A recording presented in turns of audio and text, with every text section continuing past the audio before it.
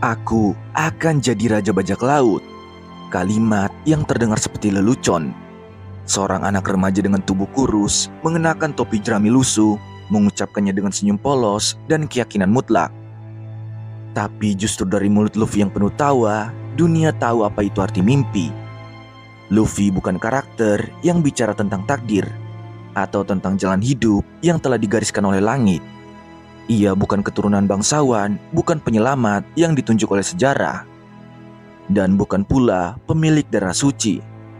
Ia hanya seorang bocah yang tersenyum sambil berkata, "Aku akan pergi ke laut dan aku akan jadi raja." Dan di dunia One Piece itu bukan sekedar gelar. Itu adalah mimpi yang paling mustahil. Saat banyak orang bermimpi karena trauma, Luffy bermimpi karena cinta.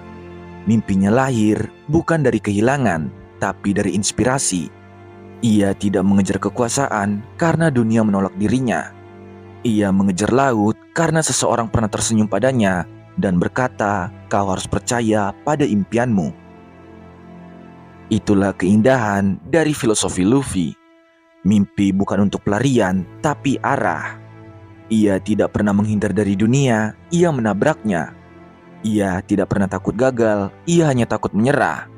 Dan dalam dunia yang penuh ketidakadilan, korupsi, dan tatanan kekuasaan yang menindas, mimpi seperti milik Luffy terdengar seperti kegilaan.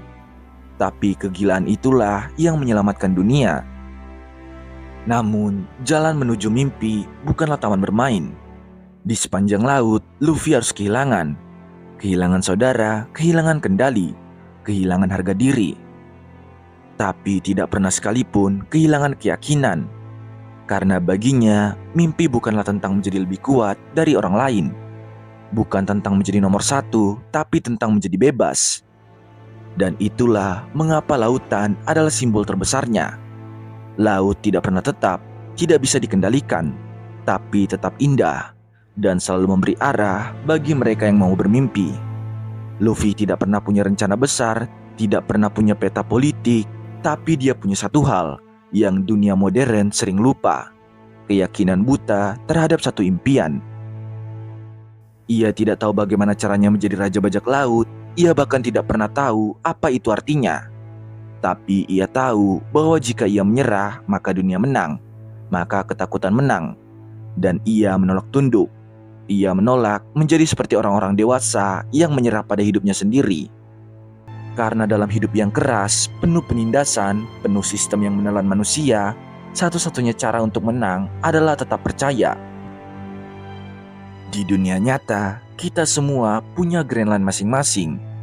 Mimpi yang orang bilang terlalu tinggi, ambisi yang dibilang kekanak-kanakan, tapi seperti Luffy, mungkin kita hanya butuh satu hal: berani untuk terus berjalan. Meski arah tidak jelas, meski kekuatan belum cukup. Karena terkadang dunia tidak butuh orang paling kuat. Dunia hanya butuh orang yang tidak pernah menyerah. Itulah awal dari filosofi Monkey D. Luffy. Bukan tentang menaklukkan dunia, tapi tentang menolak dunia yang mencoba menaklukkanmu. Dan semua itu dimulai dari satu kalimat: "Aku akan jadi raja bajak laut."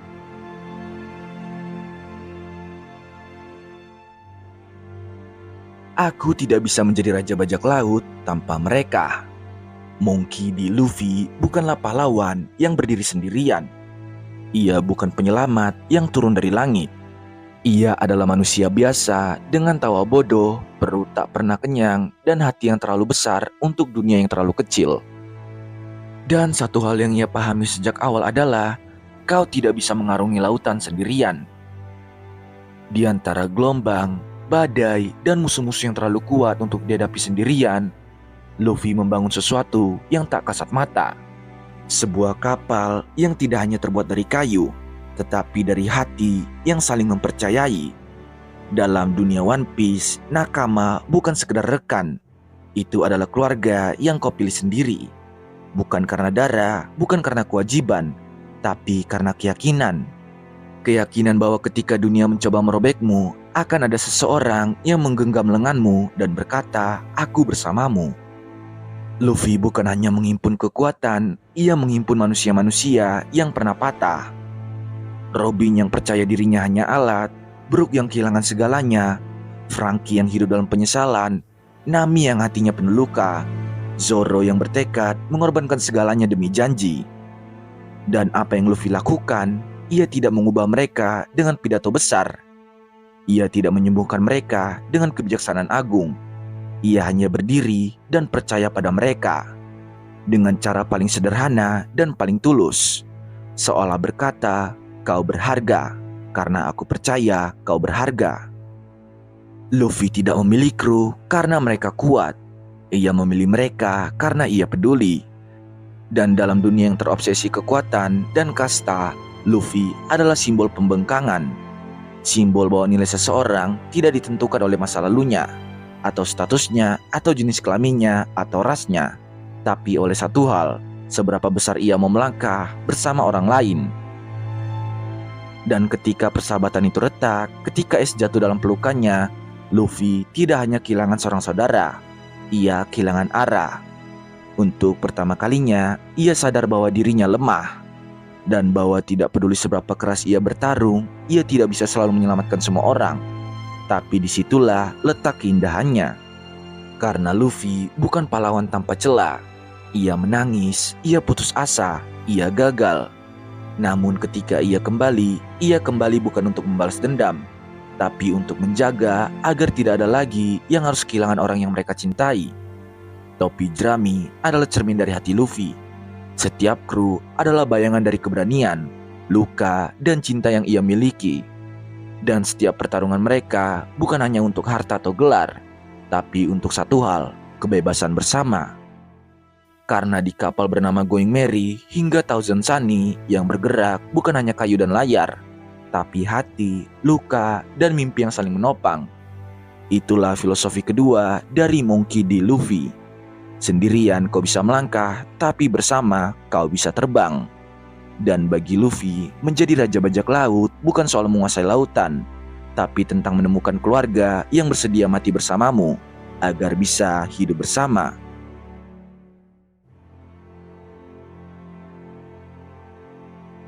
Bagi Monkey D. Luffy, hidup bukan soal menjadi yang terkuat, bukan soal menjadi raja, apalagi pahlawan.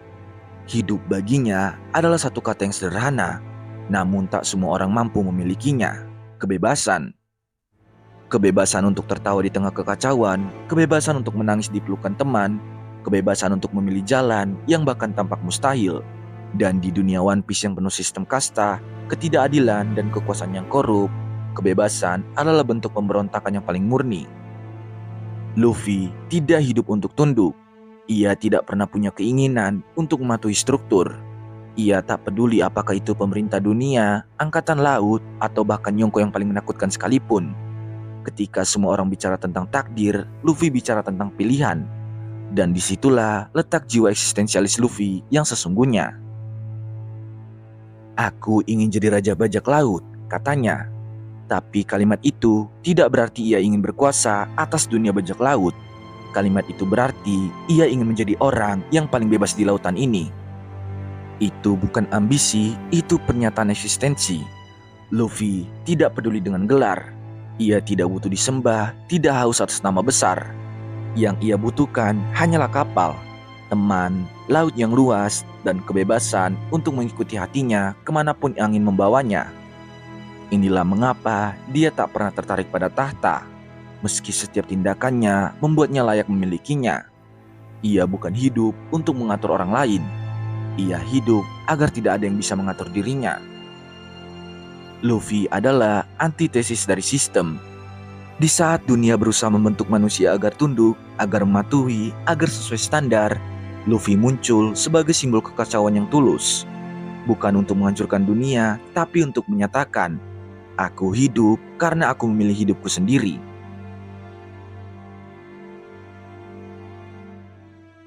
Dalam dunia nyata, banyak dari kita yang hidup dalam jerat.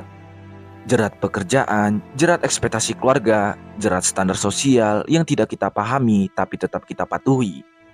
Kita diajarkan untuk mengejar aman, bukan bebas.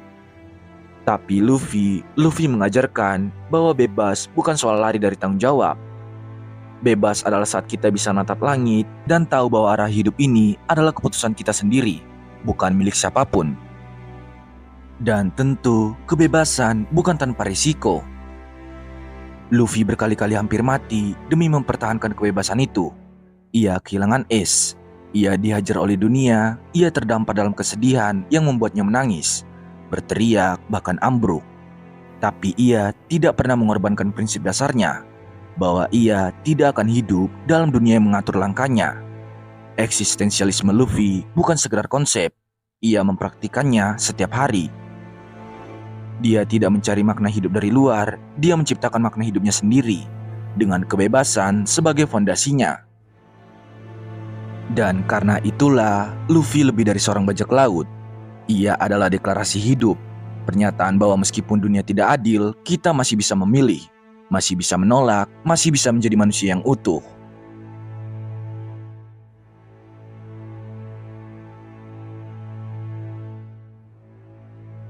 Tidak semua orang yang menyelamatkan dunia ingin disebut penyelamat. Tidak semua yang berdiri di garis depan ingin dikenang sebagai pahlawan. Dan Monkey D. Luffy adalah salah satunya. Dalam lautan dunia One Piece yang penuh legenda, bajak laut, dan revolusi, Luffy telah menyelamatkan lebih banyak orang daripada yang bisa dihitung oleh sejarah. Ia menggulingkan tirani, membebaskan negeri, menyelamatkan rakyat dari kekuasaan kejam, dan menghancurkan sistem yang korup. Ia menyelamatkan kerajaan Alabasta, membantu Robin keluar dari bayang-bayang Ohara, menggulingkan Doflamingo yang memperbudak Dressrosa, menentang Big Mom dan Kaido demi orang-orang yang ingin bebas.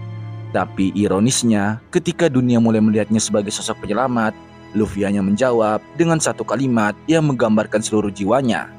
Aku bukan pahlawan, aku seorang bajak laut. Ia tidak ingin pujian, ia tidak butuh pengakuan, karena Luffy paham satu hal yang banyak dari kita lupa. Menolong tidak selalu harus dilandasi keinginan untuk terlihat baik. Kadang kita menolong karena hati kita tidak sanggup untuk diam. Bagi Luffy, menjadi pahlawan berarti harus mematuhi ekspektasi. Harus berdiri di atas panggung, dijadikan simbol, dan akhirnya kehilangan jati diri. Dan itu adalah sesuatu yang tidak pernah ia inginkan. Karena ia tahu dunia tidak butuh lebih banyak simbol. Dunia ini butuh lebih banyak tindakan nyata. Ada sesuatu yang sangat menyentuh dari cara Luffy menyelamatkan orang. Ia tidak datang dengan bendera, tidak membawa slogan, tidak menunggu sorotan. Ia datang karena seseorang menangis, seseorang menderita, seseorang tidak punya kekuatan untuk melawan. Dan itu cukup untuk membuat Luffy berdiri. Bukan sebagai pahlawan, tapi sebagai manusia. Di dunia nyata, kita sering diajarkan bahwa untuk jadi baik, kita harus menjadi pahlawan. Kita harus sempurna, harus dipuji, harus dicintai. Tapi Luffy mengajarkan bahwa kebaikan yang paling murni justru lahir dari mereka yang tak ingin dikenang. Kebaikan yang lahir bukan dari ego, tapi dari empati. Saat orang-orang meneriakkan namanya, Luffy bahkan sering tak tahu kenapa. Saat orang ingin berterima kasih, ia sudah melangkah pergi. Karena baginya menyelamatkan orang bukanlah tujuan hidup. Itu hanya bagian dari perjalanannya, dan itu tidak membuatnya spesial. Inilah paradoks Luffy yang paling dalam. Dia adalah pahlawan yang tidak ingin jadi pahlawan. Dan justru karena itu, ia menjadi pahlawan yang paling tulus. Kita hidup di zaman di mana citra lebih berharga daripada tindakan. Di mana orang membantu karena kamera, karena likes, karena panggung sosial. Tapi Luffy membantu karena itulah yang membuatnya manusia. Karena dalam hatinya, meskipun ia bajak laut, ia tidak tahan melihat ketidakadilan. Dan justru karena ia menolak untuk disebut sebagai pahlawan, kita tahu bahwa setiap pertarungan yang ia hadapi adalah pertarungan yang lahir dari hati. Bukan untuk dikenang, tapi untuk menyembuhkan.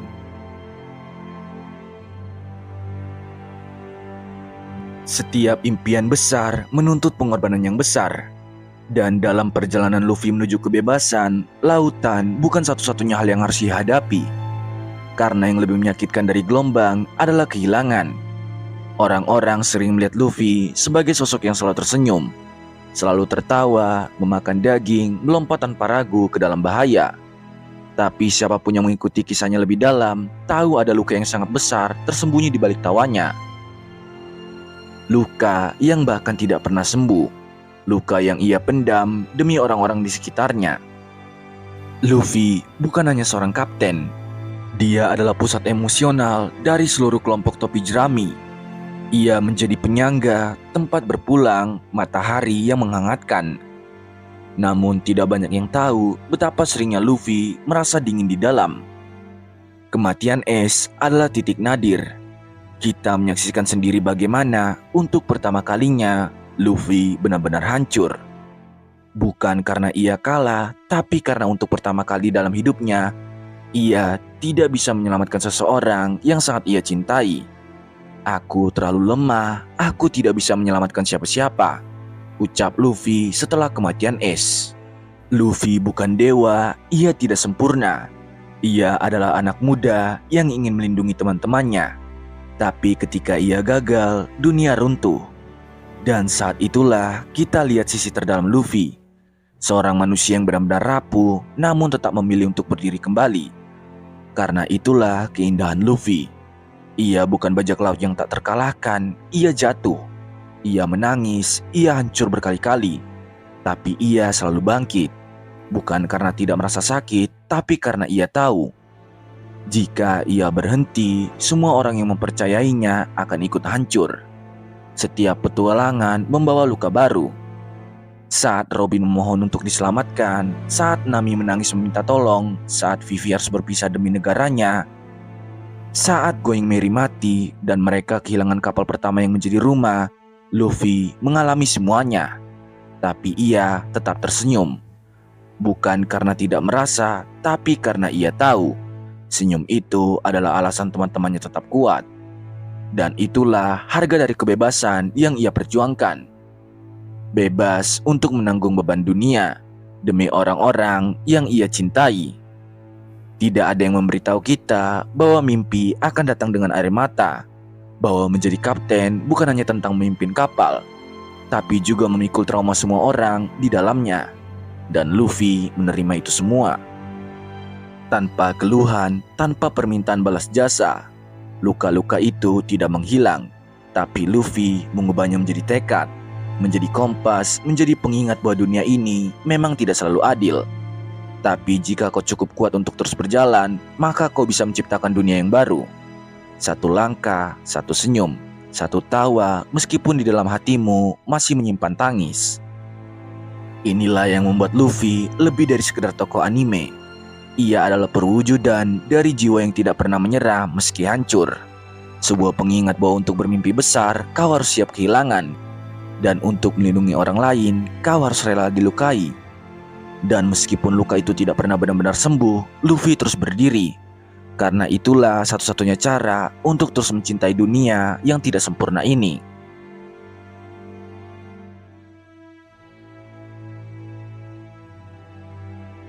Aku tidak peduli jadi apa, yang penting aku bisa bebas. Itulah yang Luffy katakan. Dan pada satu titik, kita semua ingin berkata yang sama. Kita ingin bebas, bisa memilih jalan sendiri, bebas mencintai siapapun yang kita mau. Bebas tertawa, menangis, bermimpi tanpa diatur oleh siapapun. Tapi seperti Luffy ajarkan, kebebasan bukan soal lari dari dunia, melainkan tentang berani memikulnya. Banyak karakter fiksi hidup dengan prinsip yang kuat, tapi Luffy tidak pernah membicarakan teori. Ia hidup dengan tindakan. Ia tidak pernah berkata, aku bertanggung jawab. Tapi setiap langkahnya membuktikan bahwa ia rela menanggung beban dunia, asal orang lain bisa hidup dengan senyum. Luffy menolak jadi pahlawan, tapi dia menyelamatkan lebih banyak orang daripada siapapun. Luffy tidak peduli soal gelar, tapi dia jadi raja di hati teman-temannya. Luffy tidak pernah meminta dunia berubah untuknya, tapi kemanapun ia pergi, dunia perlahan mulai bergeser. Inilah filosofi yang ia bawa, kebebasan yang bertanggung jawab. Bukan sembarang kebebasan yang liar dan tak terkendali, bukan kebebasan yang egois dan membabi buta, tapi kebebasan yang tahu batas karena ia menghargai orang-orang di sekitarnya. Luffy bisa saja pergi sendiri, menjelajahi lautan tanpa kru, tanpa siapapun. Tapi ia tidak mau, karena bagi Luffy, kebebasan bukan berarti sendiri. Kebebasan justru baru terasa ketika kau dikelilingi oleh orang-orang yang kau cintai. Dan dari situ lahirlah tanggung jawab. Untuk melindungi, untuk berdiri paling depan saat bahaya datang. Untuk tidak jatuh karena tahu ada yang bergantung padamu. Luffy tidak pernah mengatakan bahwa ia kuat, tapi ia tahu bahwa di balik semua tawa dan daging yang ia lahap, ada nyawa-nyawa yang mempercayakan segalanya padanya. Itulah kenapa ia tak pernah benar-benar menyerah, karena ia tahu kebebasan tanpa tanggung jawab hanyalah pelarian. Dalam dunia yang semakin bising dengan suara kebencian, keinginan untuk menjadi nomor satu, dan dorongan untuk saling menginjak, Luffy hadir sebagai sosok yang tak pernah ingin lebih dari yang ia butuhkan. Ia hanya ingin satu hal, menjalani hidupnya sendiri dengan caranya sendiri tanpa menyakiti siapapun. Dan saat ada yang tersakiti, ia akan melawan, bukan karena perintah, bukan karena status, tapi karena hatinya tahu itu yang benar. Filosofi kebebasan yang bertanggung jawab adalah perlawanan terhadap dunia yang ingin kita tunduk. Ini adalah ajakan untuk hidup jujur pada diri sendiri, tapi tidak egois. Ini adalah jalan yang sulit, karena artinya kita harus rela terluka agar orang lain tidak. Artinya kita harus kuat, bahkan saat kita sendiri ingin runtuh. Dan Luffy, dia tidak mengajarkan kita lewat pidato panjang atau teori moral. Dia mengajarkan lewat langkah kakinya, lewat pukulannya, lewat tangisannya, lewat cara ia berdiri, bahkan saat seluruh dunia berusaha menjatuhkannya. Maka dari itu, jika kau merasa dunia ini terlalu berat, jika kau merasa mimpimu terlalu jauh, kalau kau pernah jatuh dan bertanya, masih layakkah aku bermimpi? Ingatlah Luffy, anak laki-laki yang hanya ingin jadi raja bajak laut. Bukan untuk berkuasa, tapi agar bisa jadi orang paling bebas di lautan. Dan ketika ia berhasil sampai ke puncak, ia tidak lupa siapa yang ia bawa bersamanya. Karena kebebasan sejati adalah kebebasan yang bisa kau bagi.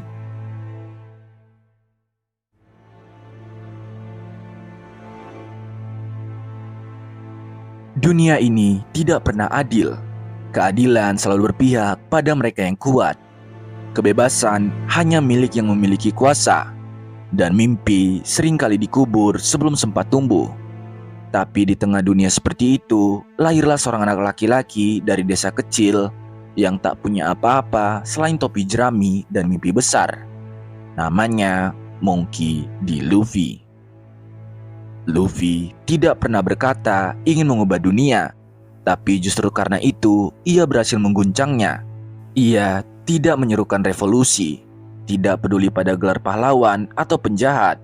Tapi kemanapun ia melangkah, yang tertindas mulai berani bicara, yang kehilangan harapan mulai tersenyum, dan mereka yang dulu diam akhirnya mulai melawan. Luffy bukan pembuat dunia baru, ia adalah simbol dari dunia yang bisa baru, karena ia tidak tunduk pada dunia lama. Ketika sistem dunia ini hanya menyisahkan dua pilihan, menindas atau ditindas, Luffy muncul sebagai pilihan ketiga, menolak keduanya. Ia tidak ingin jadi pemimpin, tapi ia diikuti. Ia tidak ingin jadi penyelamat, tapi ia menyelamatkan. Ia tidak ingin dikenal, tapi namanya menggema. Dari East Blue hingga ke Marijoa. Dan semua itu bukan karena kekuatannya, tapi karena ia hidup sepenuhnya jujur pada dirinya sendiri. Luffy tidak pernah kompromi dengan apa yang diyakininya benar. Bahkan saat dunia menyebutnya gila, bahkan saat harga yang harus ia bayar adalah nyawa sahabatnya, ia tetap berdiri, tetap tertawa, tetap menantang badai. Karena bagi Luffy, jika dunia ini tak bisa memberimu tempat, maka kau bentuk tempatmu sendiri. Bukan untuk menyaingi dunia, tapi untuk menunjukkan bahwa dunia ini tidak punya satu bentuk. Inilah esensi Luffy. Bukan menjadi raja yang duduk di singgasana, tapi menjadi simbol bahwa siapapun, dari manapun, bisa berdiri melawan dunia dan tetap jadi diri sendiri.